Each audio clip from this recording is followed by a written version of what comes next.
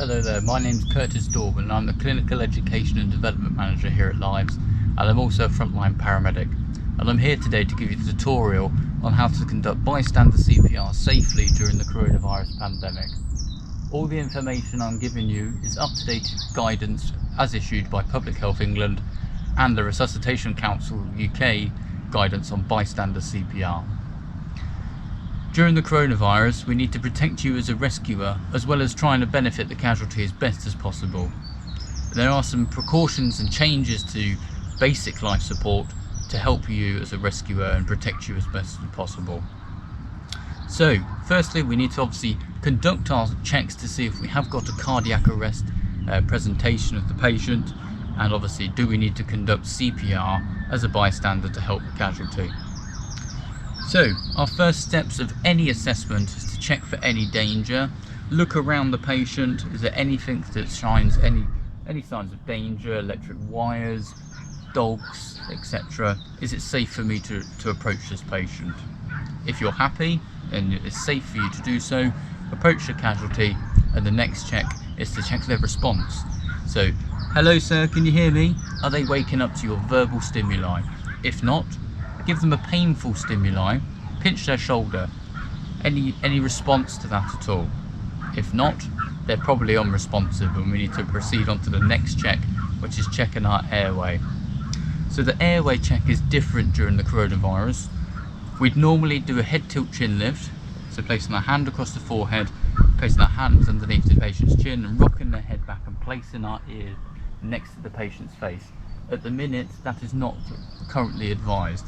So instead, we need to do that head tilt chin lift and open that airway. So place our hand on the forehead, other hand underneath the chin, rock the head back, open the airway, but instead of getting close to the patient, we now need to look from a distance. And we're looking at that chest. Is there any rise and fall of the chest? And you need to count for 10 seconds. During that 10 seconds, you need at least 2 breaths for it to be adequate. If you've not got any signs of normal breathing, presume this is cardiac arrest, and at this point you should be calling for an ambulance, treble 999, and follow the call handler's instructions on CPR. The next stage during the coronavirus pandemic is to protect you as a rescuer. So obviously as a bystander you probably haven't got access to personal protective equipment like gloves, masks and aprons. So the best guidance at the moment is to place a covering over the patient's nose and mouth before you start rescue. So once you've done those checks and you think it's a cardiac arrest, place a cloth or a plastic covering over the patient's face and then proceed onwards. Next we need to get a defibrillator. These are located in chest cabinets on the side of village halls, or all our community responders carry these, and we need to get the defibrillator to the patient as soon as possible. So now, open the defibrillator's lid, get the pads out of the defibrillator. The defibrillator will start giving you instructions. Remove the pads and place them as instructed. Tear open package and remove pad. Tear open package. Listen to the instructions of the defibrillator. Do not touch patient. It's now telling me not to touch the patient and to step away. Do not touch patient. Analyzing rhythm. Shock advised. The defibrillator is advising a shock. So everybody clear? Down clear. Shock delivered. And now I'd start CPR. So center of the chest, hand over the top, Start CPR. hard and fast in the center of the chest. 30 compressions. Then give 2 breaths.